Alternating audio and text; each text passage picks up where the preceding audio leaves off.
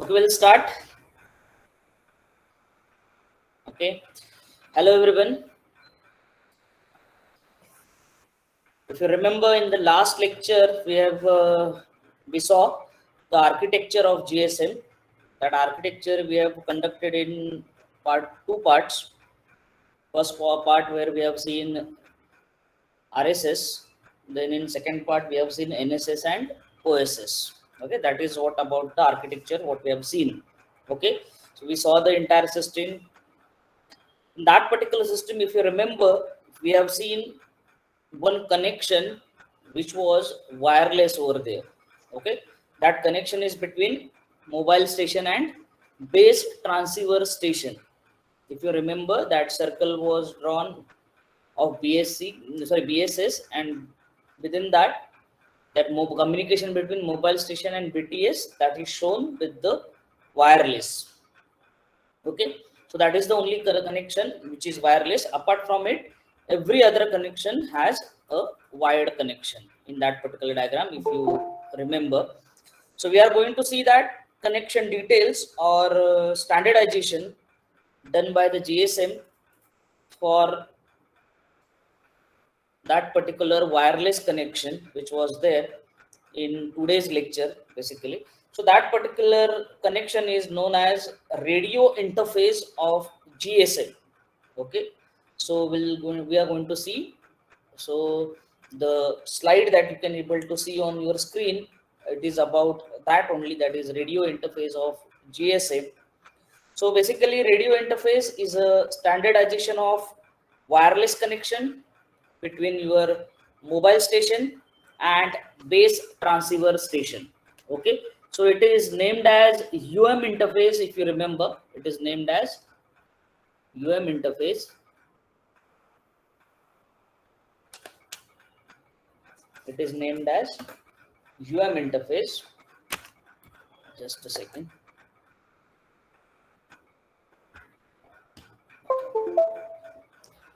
So it is named as interface. Okay, so here this is basically a U interface. It is basically a U interface that is of ISDN network, if you remember, that is adapted for mobility, and that's why the particular subscript is M given over here. So that is a interface. Okay, so that comes from the U interface of ISDN network. Okay, so what does this particular standardization, or what does this particular radio interface is consist of, that we will see. So basically it comprises of mechanisms for multiplexing and media access. Okay, so the GSM system provides radio interface or that standard which is having the specification about how to multiplex the user data or voice data and how to access the medium in case of wireless communication. Okay, so that we are going to see. Okay, so as we know that the GSM architecture is basically implementing the space division multiple access, if you remember. So that means our entire geographical area is divided into smaller cells which are controlled by base transceiver station. Okay, so each cell is allocated a set of frequency channels. Okay, so these channels are separated into two parts. One is the downlink part and the other one is the uplink part. Okay, so that is a separation of two parts which is known as a frequency division duplexing, which is known as frequency division duplexing. Okay, FDD is nothing but frequency division duplexing. Okay, so what is downlink and uplink? Okay, so the connection or interface, we can say, is between BTS and mobile station. So suppose I'll draw BTS over here and mobile station is present here. Okay, so the downlink means the BTS to mobile station. Downlink means from BTS to mobile station, and uplink means from mobile station to BTS.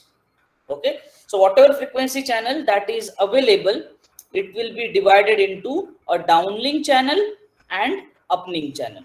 Okay, so that is used for communication in different direction, the uplink direction and the downlink direction. Okay, so this frequency division is known as FDD. Okay, that is frequency division duplexing. Okay, then for multiple access, GSM uses a combination of TDMA and FDMA. Okay, so we'll see how users are going to access individual channel, that is dependent on combination of FDMA and TDMA. Okay, so in GSM 900, we know in India we are using GSM 900.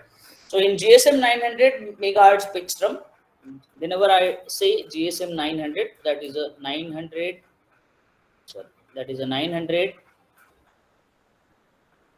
megahertz spectrum.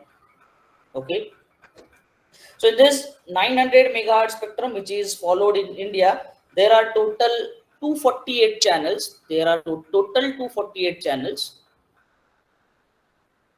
Okay, so out of which 124 channels for downlink, whereas 124 channels are provided for uplink purpose. Okay, so within those 124 channel, each channel is of 200 kilohertz wide. Each channel is of 200 kilohertz wide.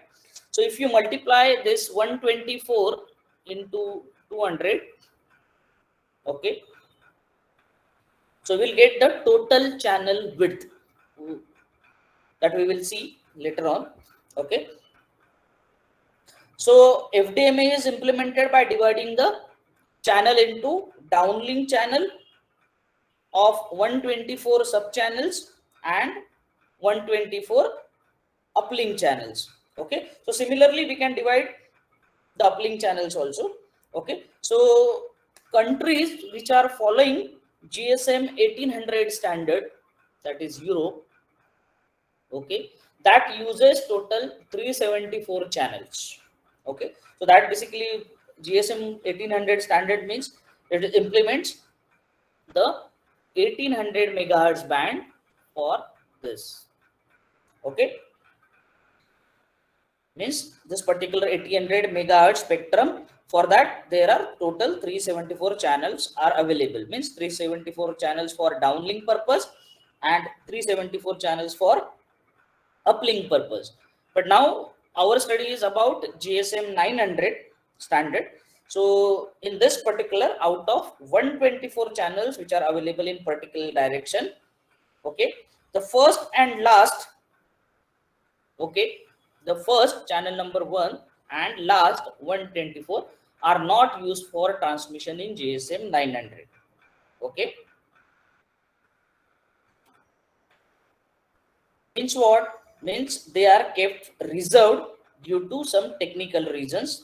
Okay, then out of remaining 122, channel number 1 and 124, if we are not going to consider, the only remaining channels with us are 122 now. Okay, so out of these 122 channels, 32 channels are reserved for organizational data. Okay, that are reserved for sending organizational data. Okay, that means they are not available for customers. So between different base stations or communication, suppose communication between different entities of the GSM system, like suppose from base station to MSC or from MSC to base station or base station controller.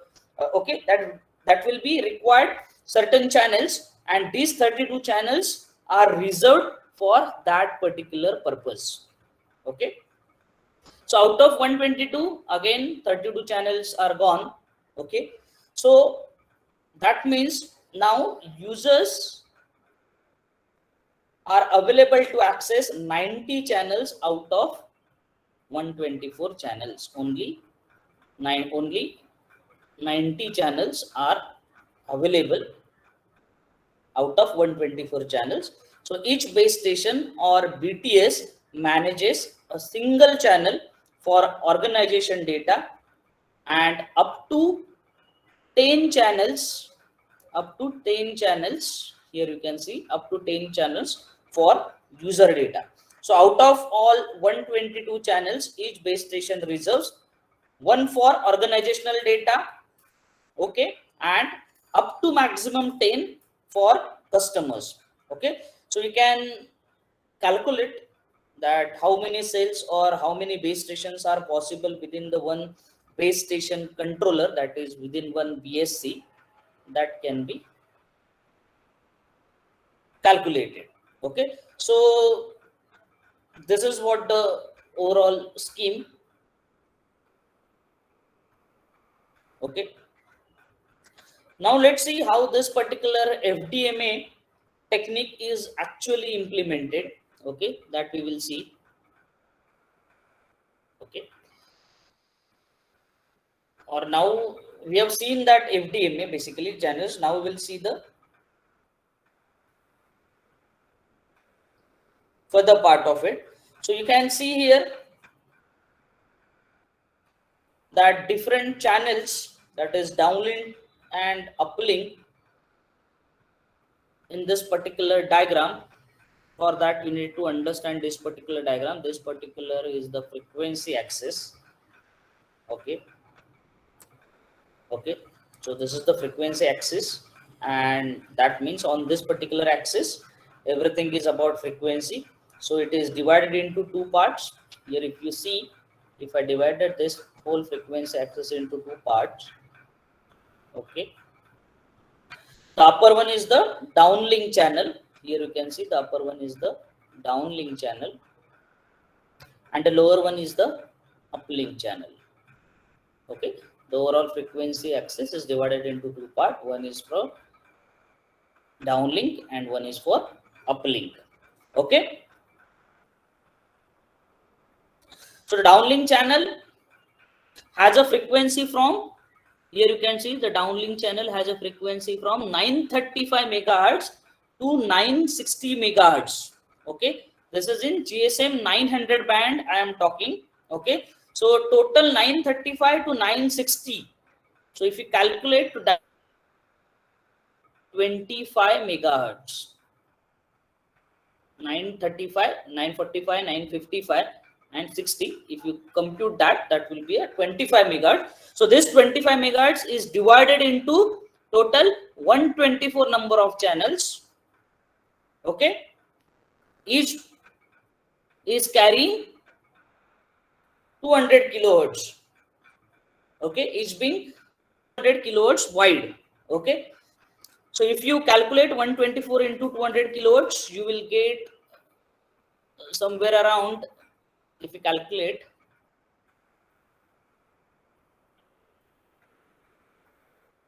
one 24 into 200, so it will come around 24.8 megahertz.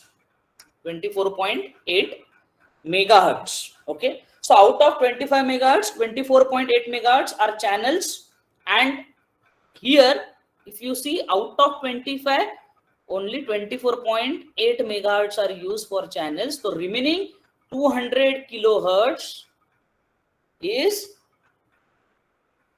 guard space, is known as guard space. Okay, so similar thing happens in the case of uplink channel 2. For uplink frequency band, that is from 890 megahertz to 915 megahertz. Okay, again 25 megahertz band is provided here, 25 megahertz band for uplink also, that is divided into 124 channel. Here you can see, okay, each one of 200 kilohertz wide. So downlink is 935 to 960, whereas uplink is from 890 to 915. That these particular figures you have to remember for Viva also. So it might be possible that at the time of Viva, this kind of questions can be asked. What will be the frequency of downlink channel, and what will be the frequency, or what will be the channel width of uplink channel. Okay, so now if you calculate the overall 248 channels are there, as I said, So that are divided into 200 carrier of 124 channels. Okay, now this is about the frequency division multiple access, how the channels are divided. Now we'll see how the TDMA is combined with this. How the TDMA is combined with this. Okay, so now this each channel is divided into frame. Now this each channel is divided into frame. Okay, so there are the frames are repeated continuously, so there will be, if you see the number of frames, you can see. Okay, like suppose frame number 1, frame number 2, frame number 3, frame number 4, likely 1 2 3 4 5, likely we can have the number of frames. Okay, that is frame number 1, frame number 2, frame number 3, frame number 4, frame number 5, and so on. Okay, so availability of each frequency channel is divided into different time frames. Availability of each frequency channel, now listen carefully, availability of each out of 124 channels, again individual frequency channel is divided into different time frames. Okay, number of such frames are combined. Okay, so that their entire channel will be occupied for 24 hours. Okay, so channel is divided into number of time frames, and each time frame is divided into number of time slots. Each time frame is divided into number of time slots. So within a frame there is a 8 time slots. You can see within a frame, this is one particular frame, in that total 8 time slots which are available for the user data transmission. Within one particular frame, total 8 time slots are available for user data transmission. Okay, so frame with the duration of 4615 millisecond, here you can see. Okay, so a frame, a single frame with a duration of 4.615 millisecond. Okay, that is suppose 24 hours divided by 4.615 millisecond, whatever numbers comes, that meaning number of frames will be available throughout the day. Okay, which one frame is remain available for 4.615 millisecond. Here also you can say the duration of the frame is 4.615 millisecond. Okay, now within each frame there are 8 time slot. Here you can see the time slot number 1, time slot number 2, time slot number 3, 4, 5, 6, 7 and 8. So total there are 8 time slot. That means 8 users can transmit a data. That means 8 users can transmit a data. Okay, now each user is allocated a single time slot. Each user is allocated a single time slot. Okay, so duration of each time slot is given as, again see here, the time slot number 3 is further broadly described, and each frame duration or each time slot is given by 577 microseconds. 577 microseconds. Okay, so this is the duration of individual time slot. Okay, so this is dividing the frequency into different time slot duration, and that is nothing but the TDMA. Okay, so that is how we have seen the combination of TDMA and FDMA. Okay, so if we have multiple frames like 1 2 3, like 1 2 3 4 5, so each user get a chance to transmit the data in each frame only once. Okay, so if I am a user, suppose, and one user, and I have got the I have got the frame number 1, so I will get a time slot. For example, I will get to transmit a data in a first frame only. Okay, then in the second frame, then in the third frame, and so on, for only 577 microseconds. Okay, that you remember. So like this, total 8 users can transmit the data over every 465 milliseconds.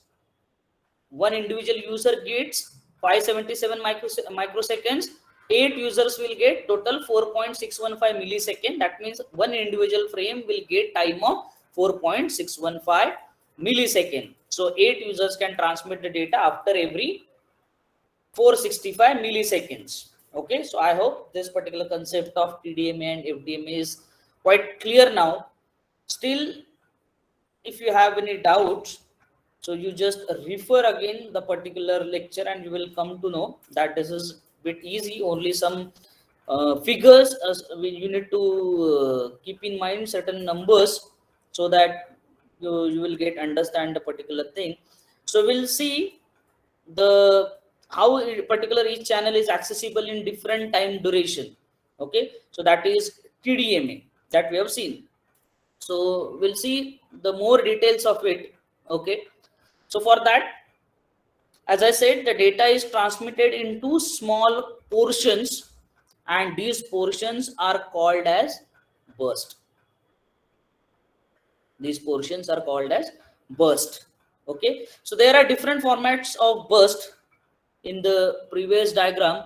Here in this particular diagram, we have seen one particular format. So this particular burst or time slot is known as normal burst. This particular time slot is known as normal burst. So this is a format in which user can transmit the data.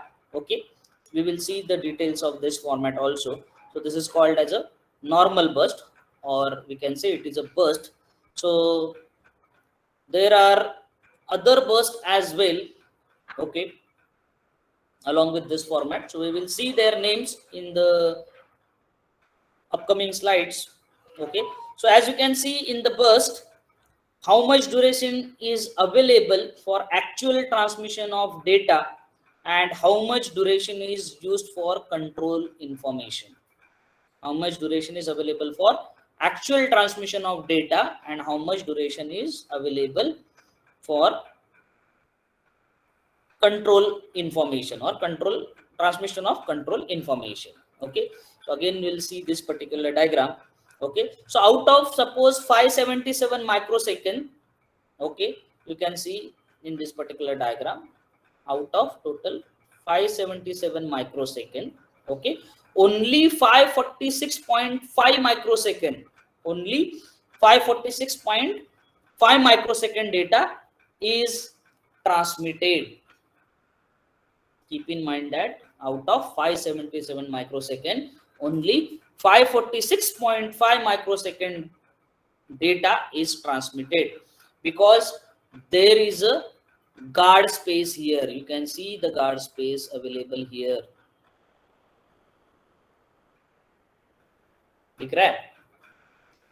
I'll use the different color pen.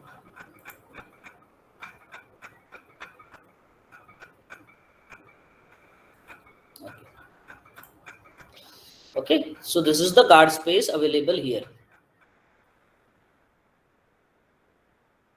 Some portion of time slot is used for guard space. Okay, before the start of the time slot and before end of the time slot. Okay, so this is to avoid basically the overlapping between two consecutive time slots. Okay, because we know this time slots are synchronized. So if there is the error in time synchronization, so data from two users should not get overlapped. Okay, so that's why this particular guard space is provided. Okay, or it is inserted at the beginning and at the end of the each time slot. Then you will see there are 3 bits at the start. Here you can see 3 bits at the start of the data slot and 3 bits at the end of the data slot are used for synchronization, okay, or these are inserted with zeros. So 3 zeros inserted over here and 3 zeros are inserted over here. So there are these particular bits are called as tail bits. Okay, so during this time slot synchronization, okay, that can happen, then there are two slots or two sub slots, okay, for transmission of user data. Here you can see two sub slot for transmission of user data. So these slots include 57 bits each. So out of total user data, or out of total available, okay, that is transmitted within 577 microsecond, only 57 plus 57, so only 114 bits of the user data will get transmitted. So in this particular 577 microsecond, only 57 plus 57, so total 114 bits of user data will get transmitted. Okay, the total number of data bits that are transmitted are 148. अगर आप सबका अगर addition करोगे तो 114 are this, so 114 plus 26 है, और क्या है will see, then 336 bits for tail bits, okay, then 2 bits are of S bit, क्या क्या है हम देखेंगे. ओके, सो 12 plus 4 16 17 18 2 3 4, ओके, तो टोटल 148 बिट का डेटा है, out of which 114 are entered by the user. Okay, now remaining 34 are the control signal, or we can say it is a control information, like tail bit we have seen. Then there is a S bit. Here you can see two S bits are there. Okay, that is a single bit. So S bit indicates whether the data contained in this particular fields is a user data or control information. Okay, so like information sent from the base station to mobile switching center, or from mobile switching center to other mobile switching center, or vice versa. So what kind of information is contained in the user data is indicated by the S bit. Okay, then there are total 26 bit present over here, you can see. Okay, that are known as training bits. Okay, these training bits are used for again synchronization during the transmission. Okay, so let's see the details of each of these bits again. Okay, so in the diagram, okay, so you will see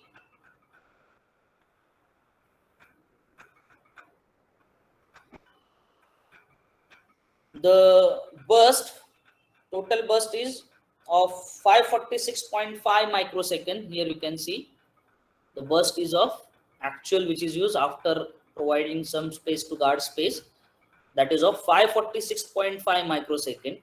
Here you can say 546.5 microsecond. Okay, so as I said, which contains total 148 bits, which contains 148 user bits. Then remaining 30.5 microseconds are used for guard space. Okay, that we have seen already, to avoid the overlapping with other bursts, that is with other users, due to different part delays, and to give the transmitter time to turn on and turn off. So this kind of allowing the transmitter and receiver to activate themselves for respective operations. So for that reason we are providing this guard space. Okay, so filling the whole slot with data that allows the transmission of 156.25 bits within 577 microsecond. Okay, again remaining here the statement that filling the whole slot with the data allows the transmission of 156.25 bits within 577 microseconds. So instead of guard space, if we fill the entire frame with the data, then the total number of bits that could transmit is 156.25, which occupies the whole 577 microsecond. So this is not an actual number we know, because we know that cannot be possible, because the whole 577 microsecond slots cannot be used. Okay, so only 148 out of 156.25 are transmitted. The remaining time duration is provided for guard space. Okay, so as you can see, when 156.25 I am telling the 0.25 bits are not possible, okay, because we cannot divide a bit into 4 parts, that we know. So this is just a representation of actual time in terms of bits. So if 577 microseconds are given, then we could have 156.25 bits data, so that can be transmit. So you can transmit this many bits, okay, so that you remember. But we only get a 546.5 microsecond time burst, okay, so we can transmit only 148 bits. So each physical TDM channel is a raw data about 33.8 kbps, okay, that is each radio carrier can transmit approximately 270 kbps over the interface, okay. So 270 kbps कहाँ से आया, that I'll show you. 33.8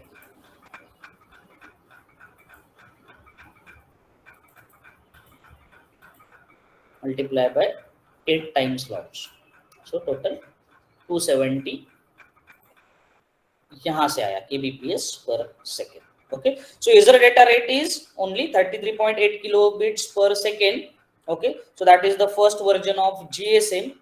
First version here means 2G. I am talking about 2G. That is a second generation of mobile communication system, GSM, okay. So when it was introduced, this much data it was supporting 33.8 kilobits per second, okay. So later on we know that as the technology evolved, the data rate was increased, and now we are having much more higher data rates available with us, okay. So that is what the normal burst, what we have seen. So first and the last 3 bits of that burst, as I said, normal burst are the tail bits, okay, which are all set to 0. Tail bits, if you remember, 3 bits at the starting, 3 bits at the end, total 6 bits, okay, which are all set to 0. That can be used to enhance the receiver performance, okay. So receiver can adjust itself for correctly receiving during this particular time period, that is the tail bits, okay. For that reason these tail bits are given. Then the training sequence is in the middle.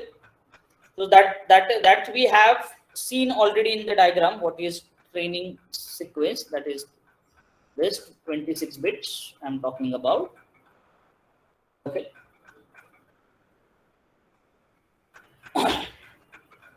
So that we have seen already in the diagram. So used to adapt this particular training bits are used to adapt the parameters of the receiver. Suppose like adjusting the gain of the antenna, then turning to correct frequency or tuning to correct frequency. For that purpose, these training sequences are inserted.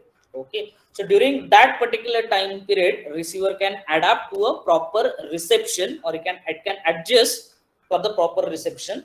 Then flag S we see, or we saw that in the diagram, that indicates whether the data field contains a user data or network control data. So this was the normal burst. Okay. As I said, there in total there are suppose other bursts are also present, or other formats of the data transmission are present as well. So one such format is known as frequency correction burst. Okay, so now I am talking about this frequency correction burst.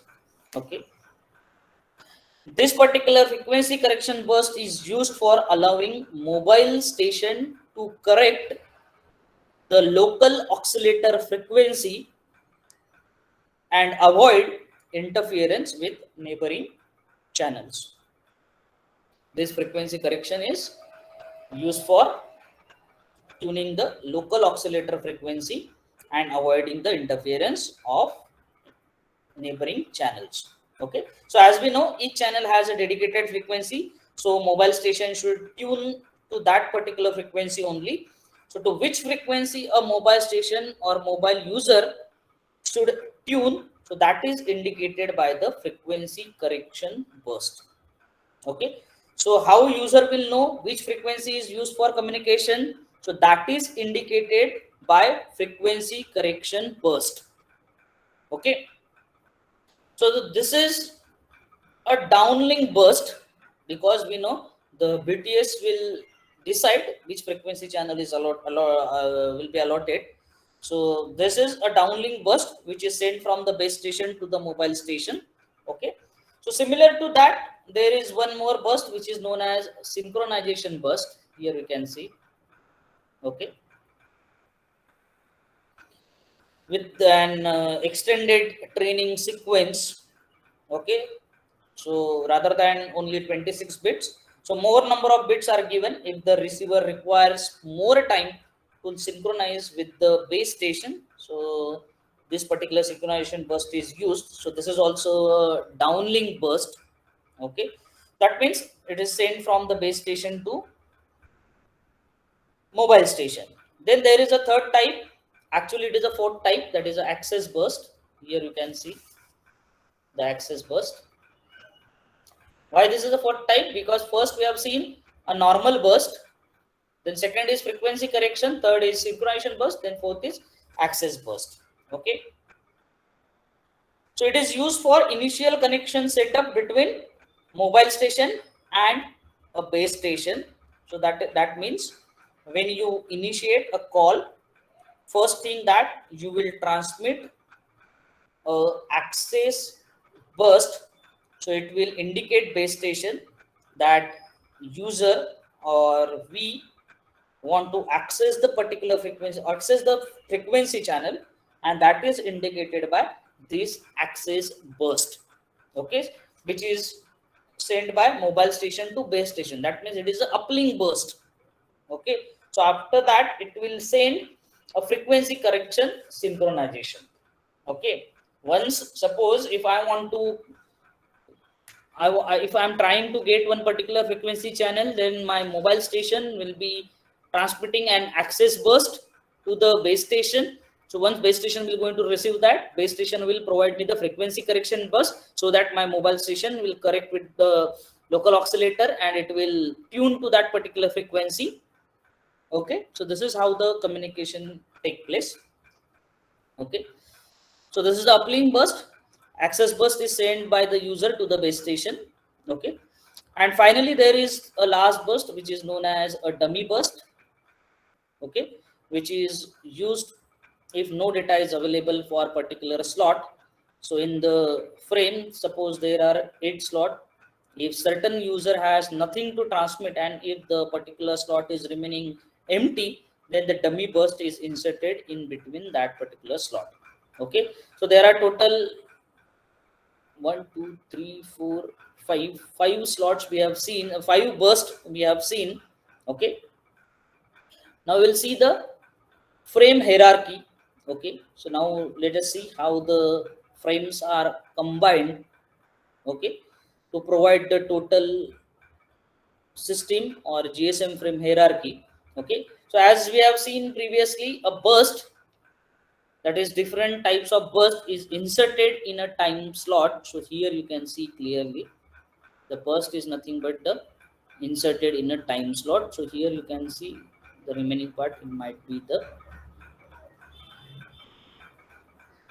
guard space. Okay, so one slot, if I consider a one slot, so the one slot here I can write one slot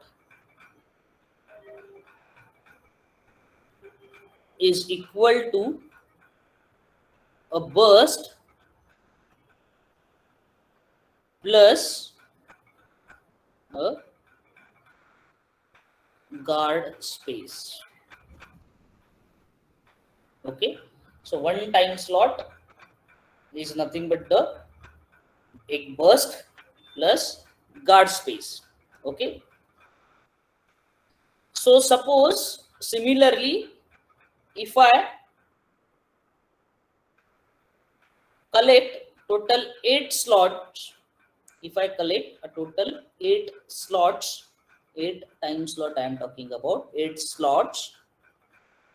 Okay, So that will become one frame. So 8 slots is equal to one frame. So here you can see slot number 0 to slot number 7, total 8 slots.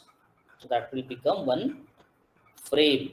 Okay. So if you combine 8 slots, it will become one frame of 4.615 milliseconds. Okay. So now if you combine such 26 frames together to form a one multi-frame, to form a such multi-frame. Again, I am repeating. So if you combine such 26 frames, okay, so 26 frames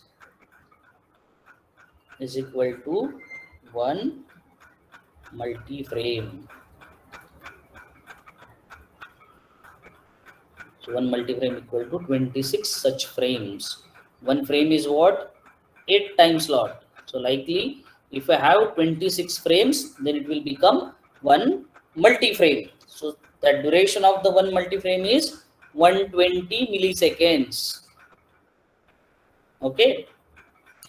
So this is a 26 frame into how much? 26 frame into 4.615. Okay. So that will become 120 millisecond. Okay. So 122nd millisecond is one multi-frame. Then if you combine 51 multi-frames, if you combine 51 multi-frame is equal to one super frame, is equal to one super frame. Okay, so 51 into 120 milliseconds, we will get one super frame. So the time for one super frame is 6.12 milliseconds. So 6.12 seconds. Okay. Then if you combine 2048, if you combine 2048 super frame, that will become one hyperframe. That will become one hyperframe. See here, 0 to 2047. That means 2048 super frames is equal to one hyperframe. Okay, so this is called as a hyperframe. So duration of the hyperframe is 3 hours 28 minutes 53.76 seconds. Okay, so 2048 into 6.12 if you do, so that you will get that particular figure. Okay, so if you do that calculation, you will get the answer is 3 hours 28 minutes 53.76. That is called as a hyperframe. So this is how the several frames are combined to occupy entire 24 hours within a GSM system. Okay, so during this is for one channel, that is means for single channel. So each channel is divided into such hyper frames, super frames, then multi frames, frames, slots, and then burst. So this is how the frame structure is maintained. Okay. So this is the frame hierarchy that is followed for the radio interface of the GSM. So this is all about the radio interface, that is wireless connection between your mobile station and the base transceiver station. Okay. So this is what the radio interface. We have seen the different things today. We have seen what is the radio interface, then how the frequencies are divided, how the channels are divided, how time frames are maintained, then how the GSM burst works and what is GSM burst, and we have seen the frame hierarchy. Okay, so that is all for today. So we'll see in the next lecture. Tomorrow we'll see the protocol architecture, or we can say the protocols that are followed in the GSM. Okay, so that is what we have seen today. Okay, So we'll stop here.